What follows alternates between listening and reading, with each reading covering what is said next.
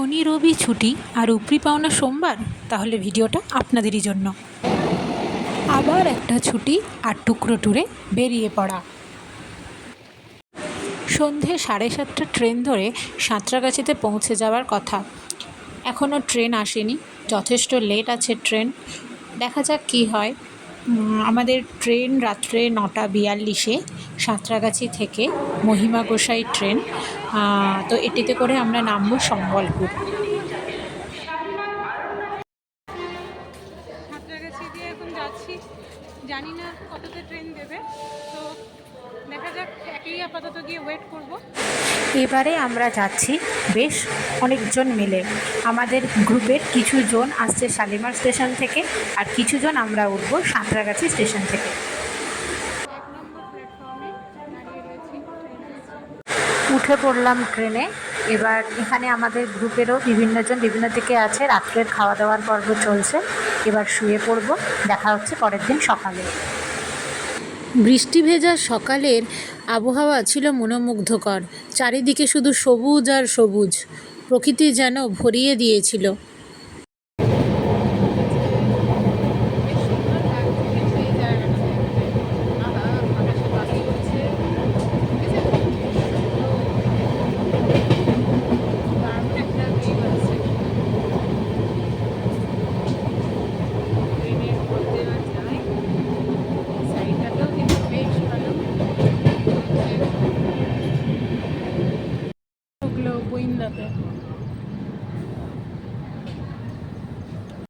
Train চলছিল নির্ধারিত সময়ের থেকে বেশ কিছুটা লেটে, কিন্তু প্রকৃতির শোভা আমাদের সেদিকের আর নজর দিতে দিচ্ছিল না। ইতিমধ্যে আমাদের যে 16 জনের টিম ছিল, তারা মেতে উঠেছিল নানান রকম আড্ডা গল্পে। অনেকের সাথে এটাই ছিল প্রথম পরিচয়, তাই তাদের মধ্যেও জমে উঠেছিল নানান রকম আড্ডা আলোচনা। কখন সম্বলপুর পৌঁছানো হবে সেই নিয়ে চলছিল আলোচনা, কারণ নতুনকে জানা বা দেখার আগ্রহ সকলের।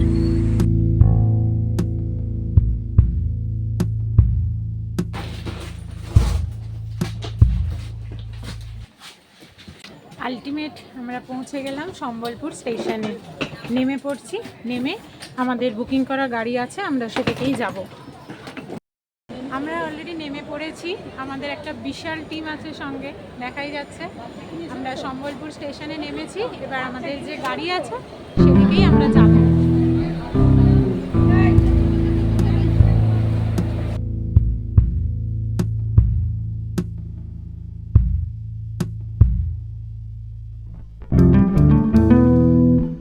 সবাই আমরা বাইরের দিকে যাচ্ছি।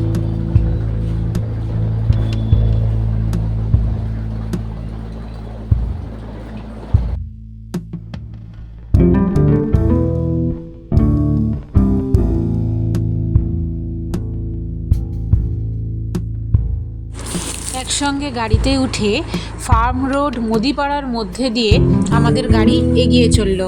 গাড়ি গেল গঙ্গাধর মেহের ইউনিভার্সিটি পাশ দিয়ে। আমরা পৌঁছে গেলাম হোটেল কাবেরীতে।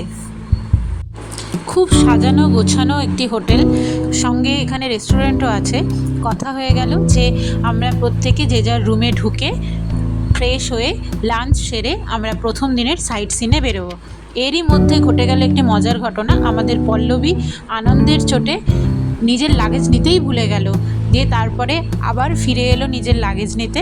এরপর আমরা সবাই রিসেপশনের দিকে গেলাম।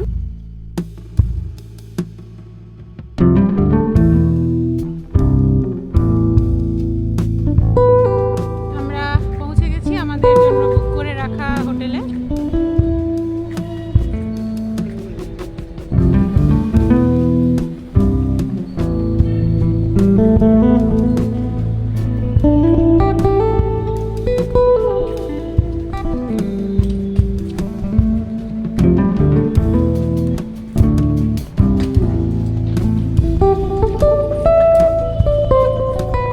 বেশ সুন্দর সাজানো কিন্তু হোটেলটা। লাঞ্চ সেরে ফ্রেশ হয়ে আমরা সবাই মিলে এগিয়ে চললাম আমাদের প্রথম গন্তব্যের দিকে। যেহেতু শহর থেকে প্রায় অনেকটা দূরত্বেই অবস্থিত দেওঝরণ ওয়াটারফলস, তাই প্রথমেই ঠিক হলো যে আমরা যাব দেওঝরণ ওয়াটারফলসে। পথের সৌন্দর্য মনোমুগ্ধকর। একেই বৃষ্টি হয়েছে, তার উপর সবুজে সবুজ। টোল প্লাজা পেরিয়ে যত আমরা ঝর্ণার দিকে এগোতে থাকলাম, ততই যেন প্রকৃতির শোভা আরও বাড়তে থাকলো। পথের পাশেই পেলাম আমরা একটি নাম না জানা ড্যাম, এবং দেখা গেল যে রাস্তার যে প্রকৃতি সেটা কিন্তু যত ঝর্ণার দিকে এগোচ্ছে তত যেন আরও মনোমুগ্ধকর হয়ে উঠছে। দেওঝরণ ওয়াটারফলসের দিকে যাওয়ার সময় যে ড্যামটি পড়ল, সেই ড্যামের ধারে ধারে অনেককেই দেখা গেল বাইক নিয়ে বসে থাকতে। আড্ডা দেওয়ার বা ছবি তোলার এটি কিন্তু একটি দারুণ স্পট। ঝিরঝিরে বৃষ্টি, সুন্দর হাওয়া, এরই মধ্যে আমরা পৌঁছে গেলাম দেওঝরণ ওয়াটারফলস। দেওঝরণ ফলস এবার হেঁটে যাব।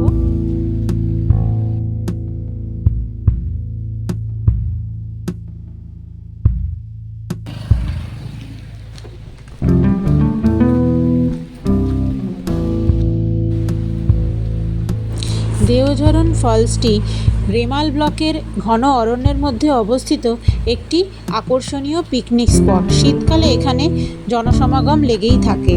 তবে এখানে যে বড় বড় পাথরের মধ্যে দিয়ে ঝর্ণাটি প্রবাহিত হয়, সেটিই কিন্তু এখানকার মূল আকর্ষণ। গাছগুলোর মধ্যেও রয়েছে এক অদ্ভুত মাদকতা। গাছের ডালগুলো একে অপরকে জড়িয়ে এক অদ্ভুত রূপের সৃষ্টি করেছে। প্রায় 1 কিলোমিটার হাঁটা পথের বাম পাশে রয়েছে প্রবহমান জলধারা, ডান পাশে রয়েছে আরও ওপরের দিকে উঠে যাওয়া ঘন অরণ্য, এবং চলার পথে আমরা পেলাম একটা স্থানে গিয়ে অসংখ্য প্রজাপতি, যেটা আমাদের এই যাত্রাপথের মাধুর্যকে আরও বাড়িয়ে তুলল।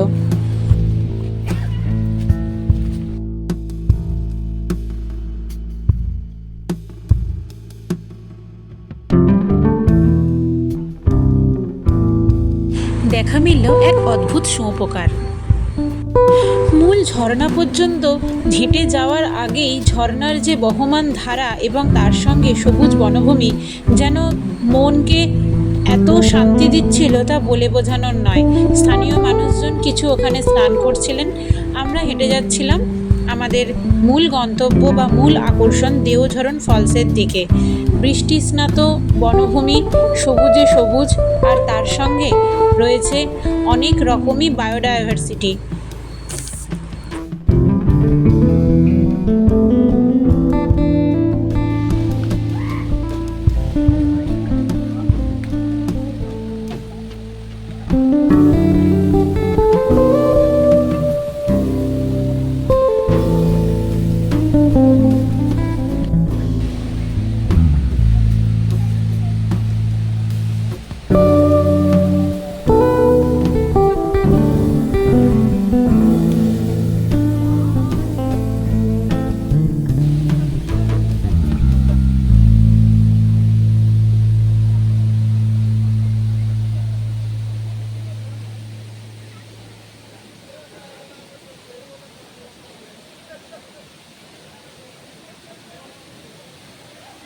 পৌঁছে গেলাম দেওঝরণ ফলস।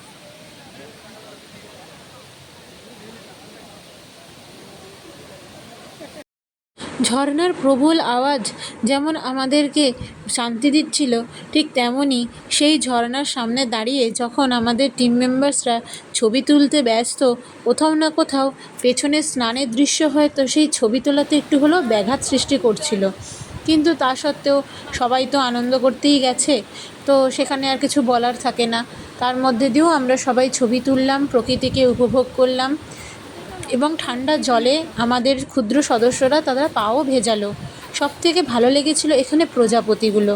এত সুন্দর প্রজাপতি উড়ে বেড়াচ্ছে, যেন মনে হচ্ছে আমরা কোনো প্রজাপতি বাগানে এসে পৌঁছে গেছি।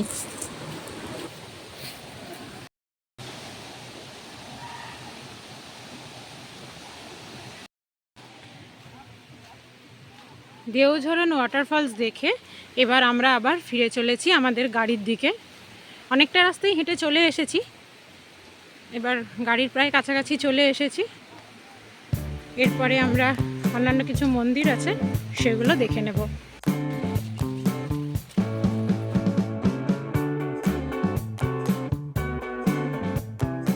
ফেরার পথে পেলাম এই অসাধারণ দৃশ্য। এক পাল গরু আপন মনে চলেছে, তাদের নিজেদের পথে।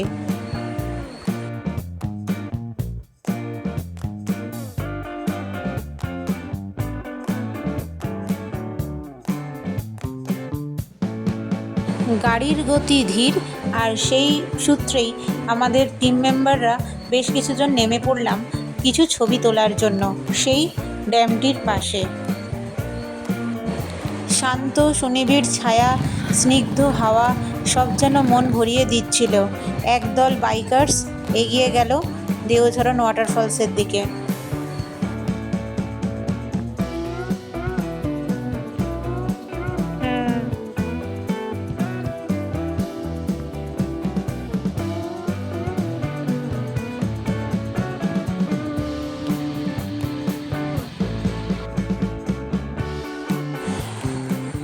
ছবি তুলে আমরা এগিয়ে চললাম আমাদের পরবর্তী গন্তব্যের দিকে। পথে পড়ল টোল প্লাজা, এবং সেই টোল প্লাজা পেরিয়ে আমরা দিগন্ত বিস্তৃত সবুজকে সঙ্গে করেই এগিয়ে চললাম আমাদের পরবর্তী গন্তব্য হুমা টেম্পেলের দিকে। ওখানে কিছু স্থানীয় জনগণ একটা টোকেন মানি টাইপের নেয়, টিকিট টাইপেরই নেয় ওই মন্দির চত্বরে প্রবেশের জন্য। ওটা অ্যাকচুয়ালি পার্কিং ফি হিসেবেই নিয়ে নেয়। আমরা এসে পৌঁছলাম হুমা টেম্পলে। যাই দেখি কি আছে। হুমা লিনিং টেম্পলের গ্রাউন্ড মার্কেট কমপ্লেক্স। সবাই নেমে ছুটলো চায়ের খোঁজে।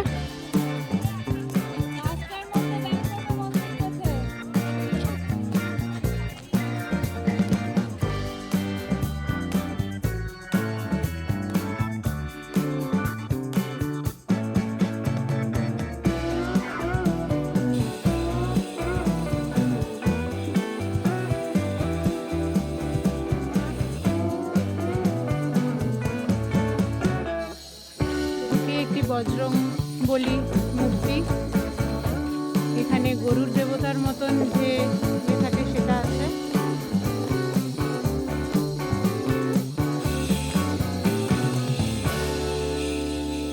মন্দিরে ঝাঁট চলছে।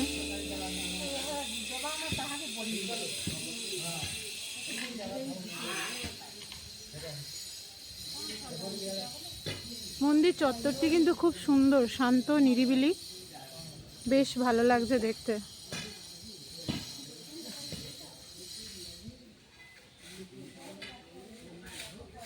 পুরনো যেমন গাছ থাকে সেই গাছ রয়েছে।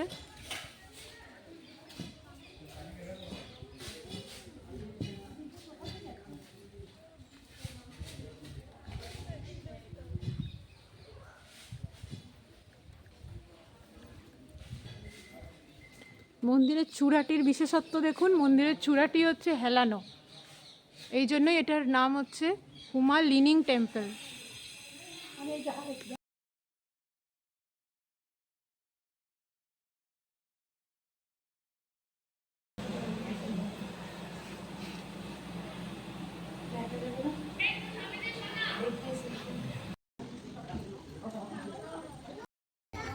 ওহো, এই দিকটা বেশ সুন্দর।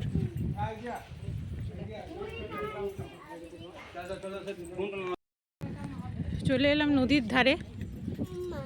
এদিকটা দারুণ ভিউ, বর্ষা, জল বেশি, বেশ ভালো লাগছে, হাওয়াও দিচ্ছে।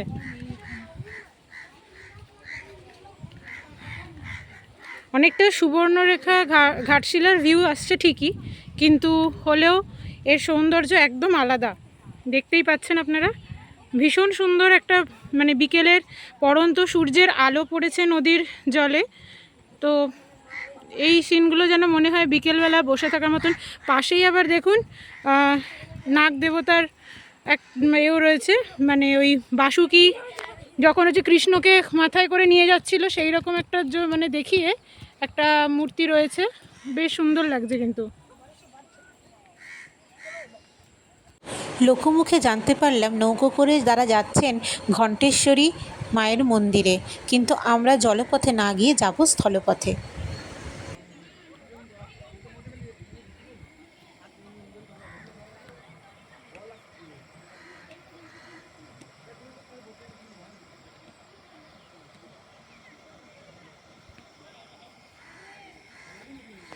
মহানদীর তীরে অবস্থিত এই মন্দিরটি ভগবান বিমলেশ্বরের প্রতি উৎসর্গীকৃত। মন্দির চত্বরেই একদিকে রয়েছে ভৈরবী মায়ের মন্দির, আরেকদিকে রয়েছে ভৈরব মন্দির।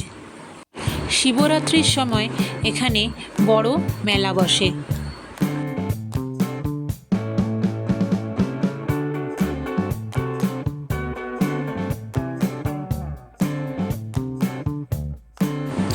হুমা লিনিং টেম্পল দেখে আমরা এরপর এগিয়ে চললাম মা ঘণ্টেশ্বরী দেবীর মন্দির দেখতে। ঘণ্টেশ্বরী মায়ের মন্দিরটি শহর থেকে প্রায় 30 কিলোমিটার দূরে অবস্থিত।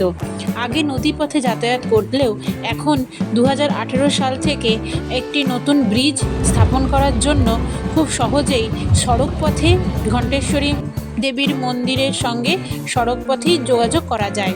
আমরা সেই সড়কপথেই চললাম মায়ের মন্দিরে। এখানে প্রতিটি দর্শনীয় স্থানে যাওয়ার পথের দুধারের যে সৌন্দর্য সেটা কিন্তু ভীষণ মনোমুগ্ধকর। এদিকে সন্ধে হয়ে আসছে আর সবুজ হচ্ছে আরও ঘন সবুজ। আমরা এগিয়ে চললাম ঘণ্টেশ্বরী মায়ের মন্দিরের দিকে। পড়েছি ঘণ্টেশ্বরী টেম্পল, হেঁটে যেতে হয়। এটা বেশ কিছুটা ডিস্টেন্সে নামিয়ে দেয়, তারপর ওখান থেকে হেঁটে হেঁটে যেতে হয় মন্দিরের দিকে। আমরা দেখতে পাচ্ছি মন্দিরের মূল ফটকটা সামনেই আছে। চলুন যাই। ঘণ্টেশ্বরী টেম্পলের দিকের এই মূল ফটক, আমরা এগিয়ে চলেছি।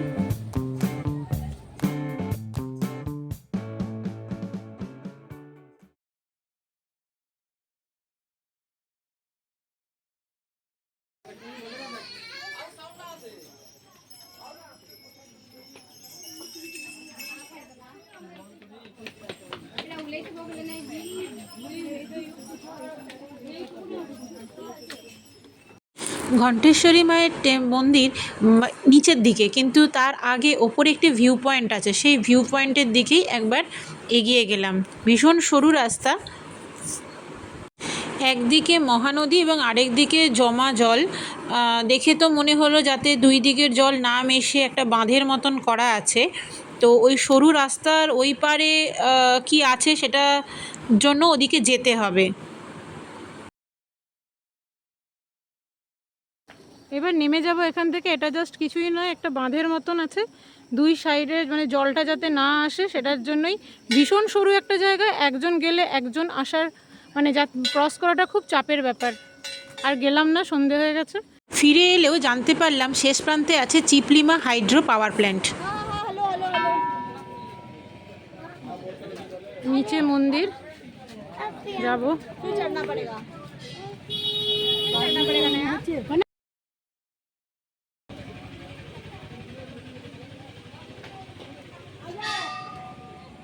ঠাকুরের অবস্থান নিচের দিকে। হুমা মন্দির থেকে নৌকো করে ঘণ্টেশ্বরী মন্দিরে আসা যায়, কিন্তু আমরা নৌকো করে না এসে স্থলপথে এসেছি, তো আমাদের এই নিচে নামতে হচ্ছে।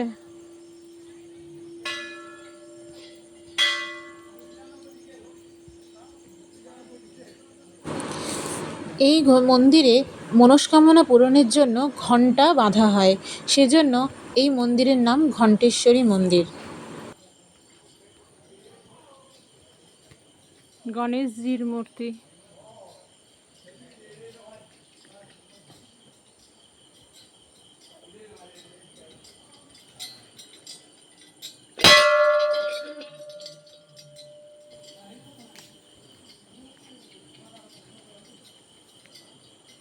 মায়ের মন্দিরের বা মূর্তির ছবি তোলা নিষিদ্ধ, তাই কোনো ছবি তুললাম না। সন্ধে হয়ে এসেছে, তবুও মন্দিরে ভক্ত সমাগম বেশ ভালোই। শুনলাম প্রায় রাত্রি 8টা অবধি নাকি মন্দির খোলা থাকে। পাশেই মহানদী বয়ে চলেছে, শান্ত স্নিগ্ধ রূপ, সন্ধ্যের আবেশ, পরিবেশ কিন্তু বেশ সুন্দর।